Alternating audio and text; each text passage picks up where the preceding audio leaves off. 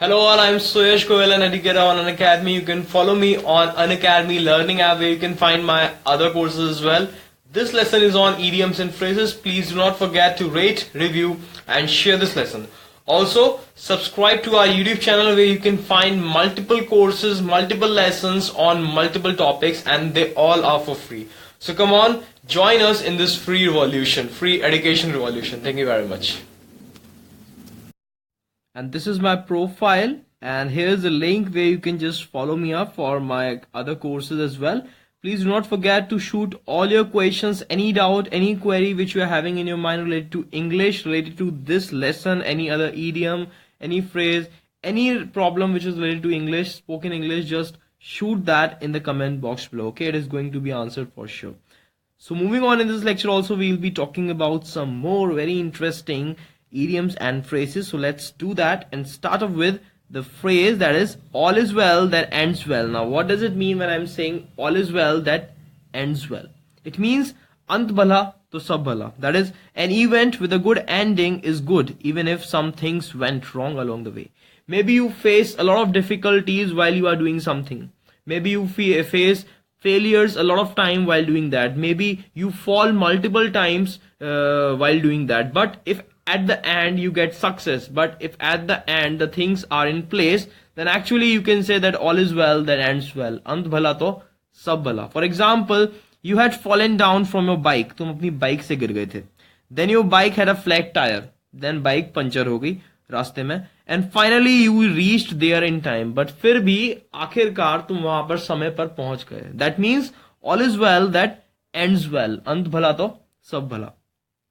Moving on, the next is it's no use crying over spilled milk. Now this is an idiom which I generally use for the students. You know, when they don't study in their exams and after getting the results, they just cry a lot. They just weep a lot. They weep and wail. Chilla chilla kar rote hain, something like this. So what I say to them is it's no use crying. It's no use crying over spilled milk. Better to just prepare for the next exams. Like, what do I mean by that? Getting upset over something that has already happened and cannot be changed is not going to fix it. अब पछताए होत क्या जब चिड़िया चुग गई खेत. That means if something wrong had already happened, then there is no need and there is no use of crying over it now. It has already happened. You cannot change it. So why are you just getting upset? Why are you being upset on it? Just move ahead. Just move on. Now just learn something from that bad experience and apply it in future instead of just crying for it कि ऐसा क्यों हो गया क्यों हो गया क्यों हो गया. That's it. Move on. Okay, so it's no use crying over spilled milk. For example, you failed chemistry this time. Chemistry में fail हो गए इस बार आप. Don't be upset. Upset मत हो. It's no use crying over spilled milk. Obviously अब पछताए होत क्या जब चिड़िया चुग गई खेत.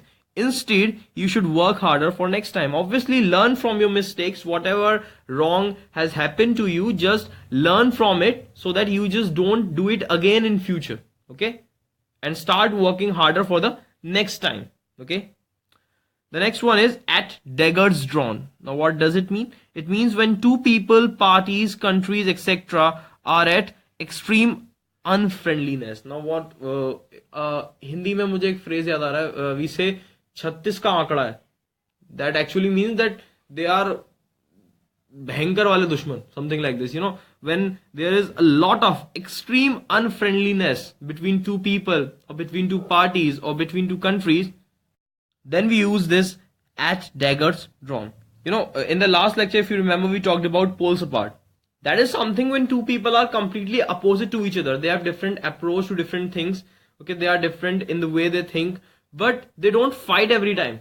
It's not like that they are in a mode of unfriendliness. But here when I'm saying at daggers drawn, then it does not mean that they are opposite or what. It means that they are very unfriendly to each other.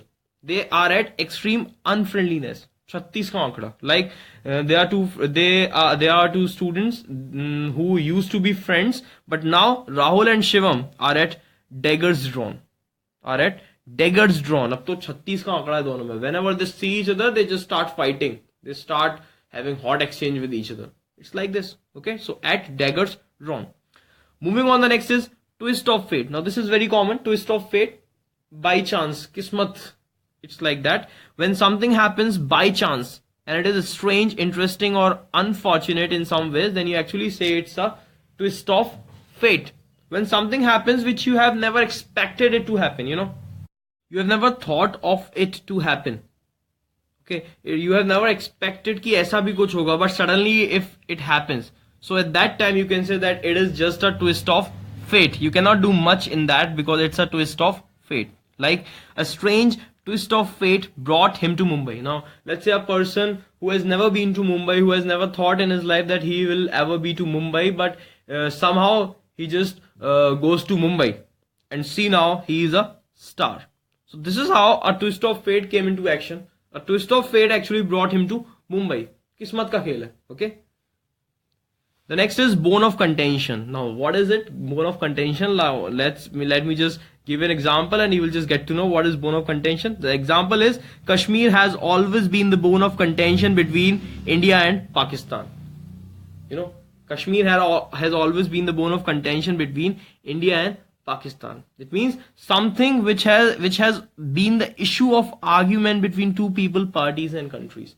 We have two people, we have two parties, or we have two countries, and if something is the issue of their argument, they are having argument again and again, they are having fights again and again, and the reason for that fight, something that is the reason of fight, that is what is known as bone of contention.